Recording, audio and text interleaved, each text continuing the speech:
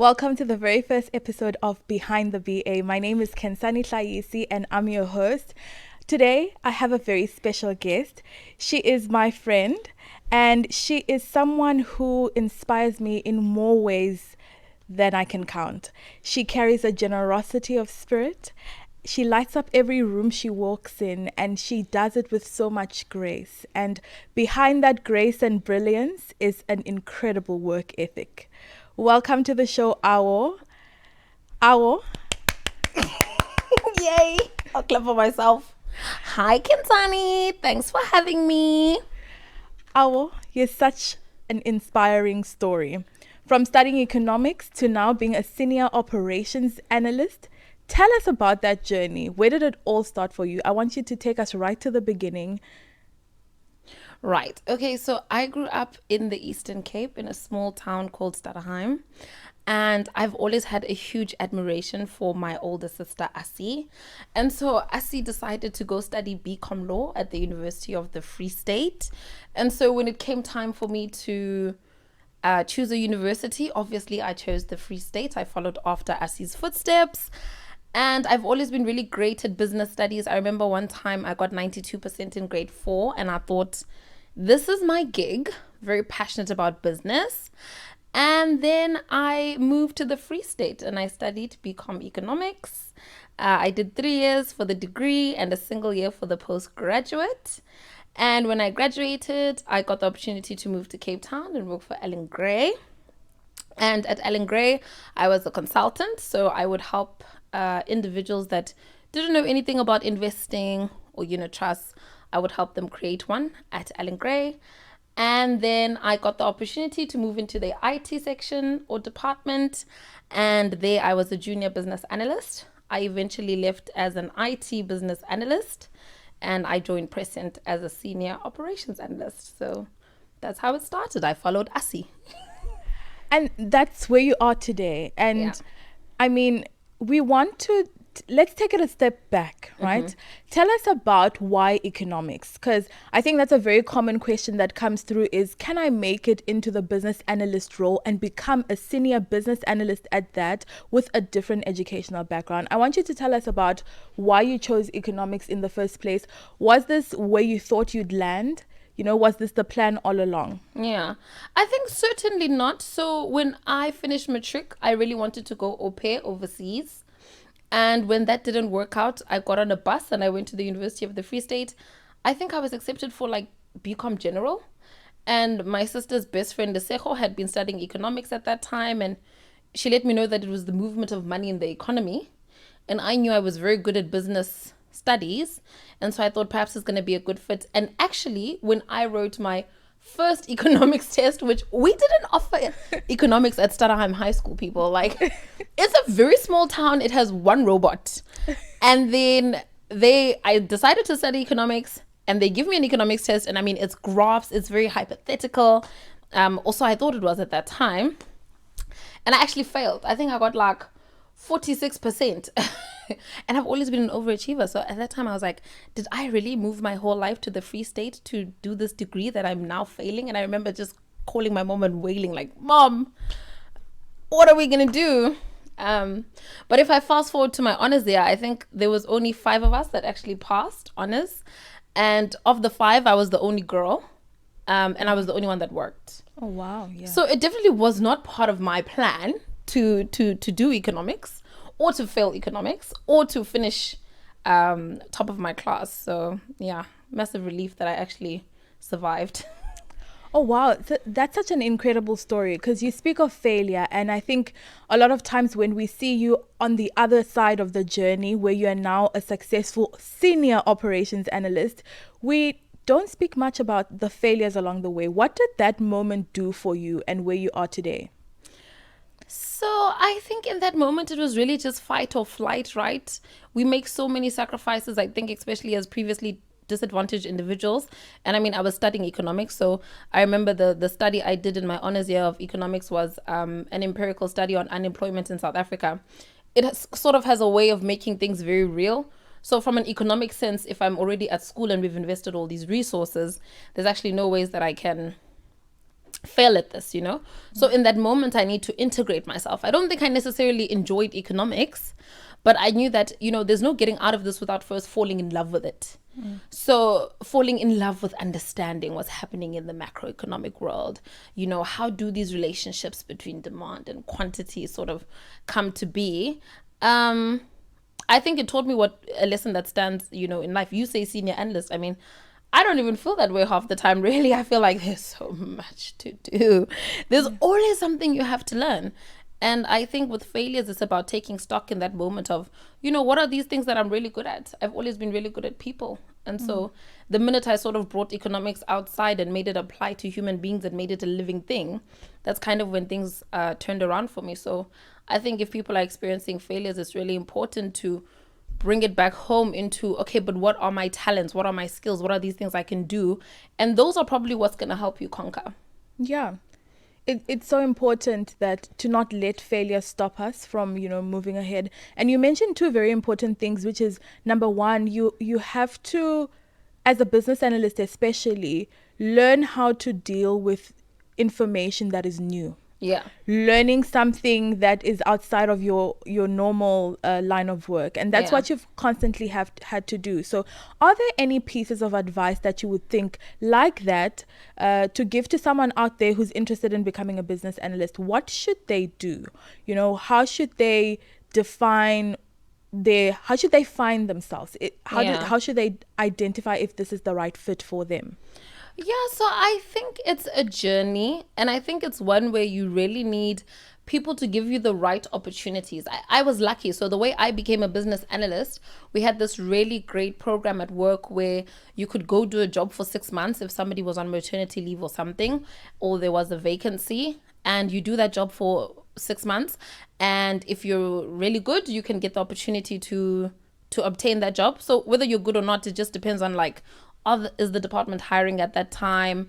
Do they need somebody in the team?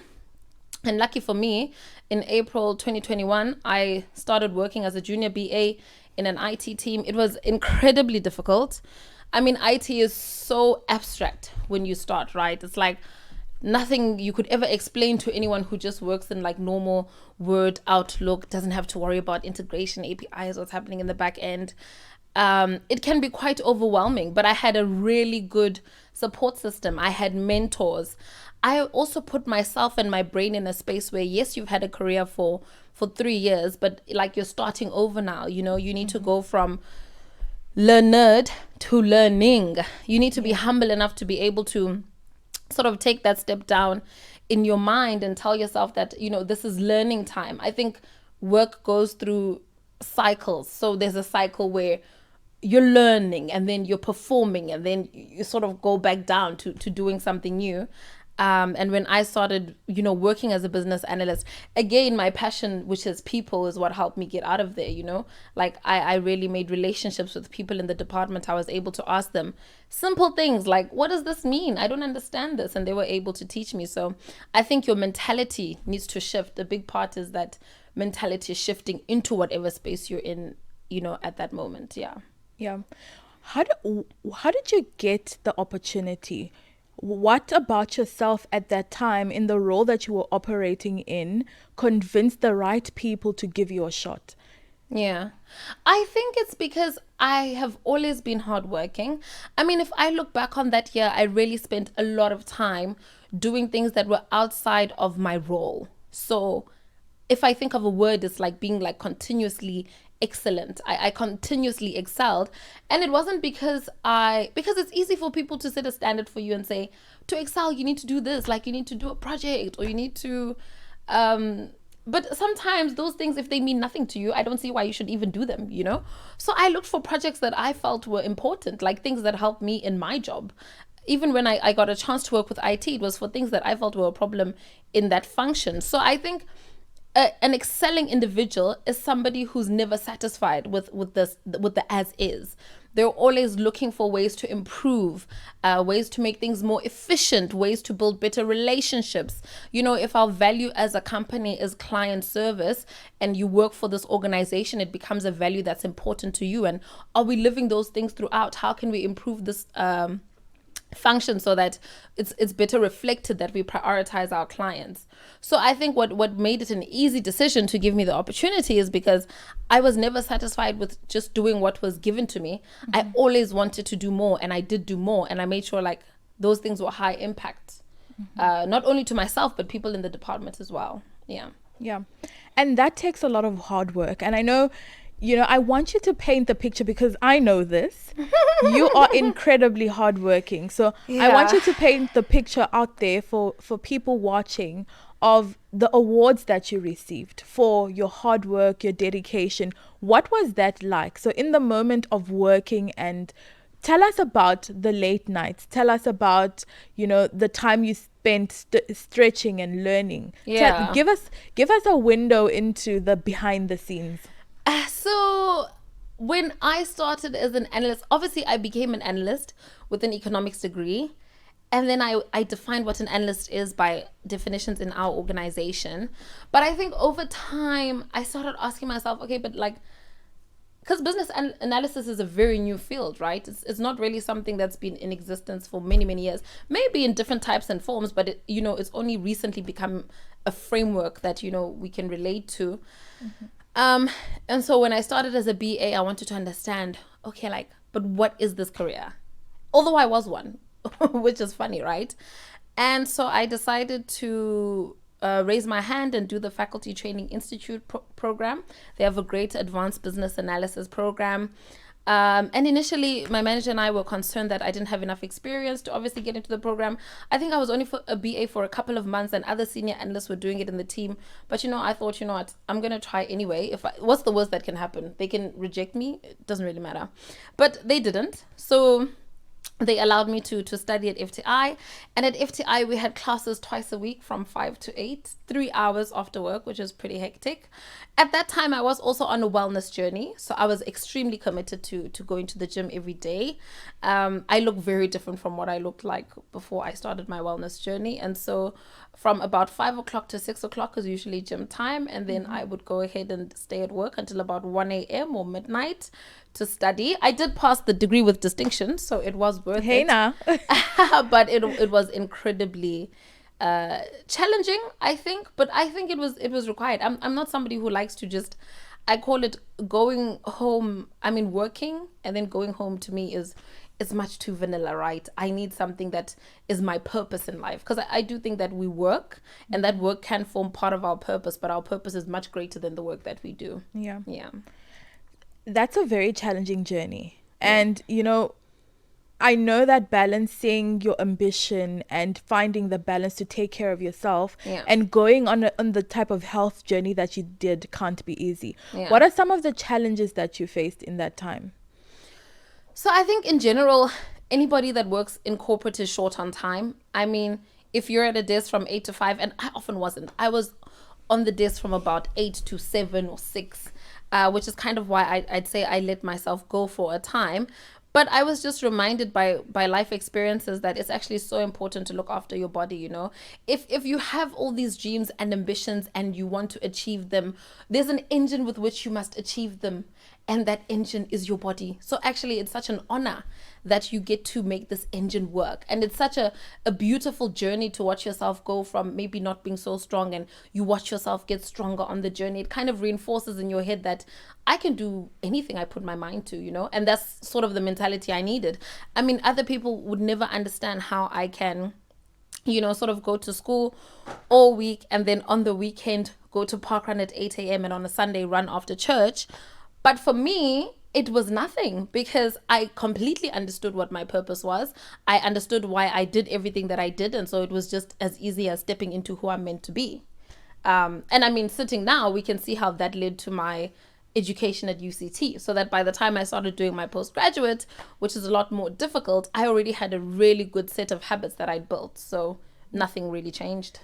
Tell us about the decision to further your studies. I mean, from the outside, you already had your undergraduate in economics, your honors in economics, and you had your training, business analysis certification with Faculty Institute.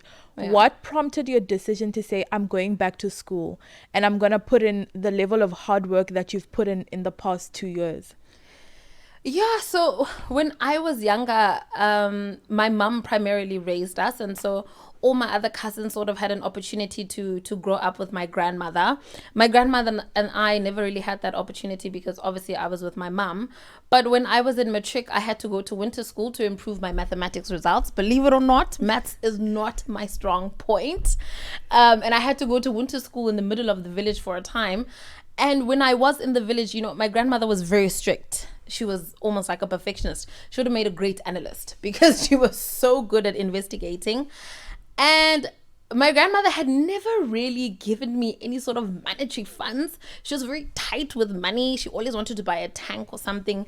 She was always up to something. But, after being with her for a couple of weeks, and I was doing my driver's license at that time as well, when I finished matric, my grandmother gave me 20 rand.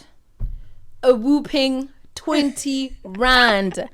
I thought, what in the world? Like, I knew she was impressed, but I didn't realize just how impressed she was. My grandmother was very passionate about education, even though she didn't really know what kind of opportunities lay on the other end, right? Because she didn't have the same opportunities. But I think that moment stuck with me. And so I've always prioritized education. My mom is also a big fan of my education, but if I think of where it stems from, it definitely stems from my grandmother. Even when I get my PhD, it would probably be because of my grandmother giving me 20 rand when I was in matric in 2014. Yeah. Tell us about the past 2 years. Yeah. You were enrolled at UCT for the Information Systems Honors program. Tell us about that journey. Tell us about the first year of the program and now leading into the second year of the program when you were doing your research. Yeah, so it's been really great to be back at school. And I think, it's different in the sense that I feel like my diploma at FTI was sort of more relaxed, a bit more laid back. It was sort of easy, inverted commas, to get a distinction because I was extremely curious about my career. And stepping back into like a formal education where now, we're dealing with professors and doctors and master's students and people that are, so well achieved and so well learned in their field. I think it was definitely like a bit threatening coming in, for sure. But if I have to think now, so the first year is not really focused on research. It's focused more on these singular modules. So you get to come to school for block week and you have about 4 blocks. That's where I actually met Kensani. Yes, and those block weeks are actually quite challenging, right? Because I think the timelines are very, very short and you obviously have a job that you need to do. But for me, I've always been passionate about people.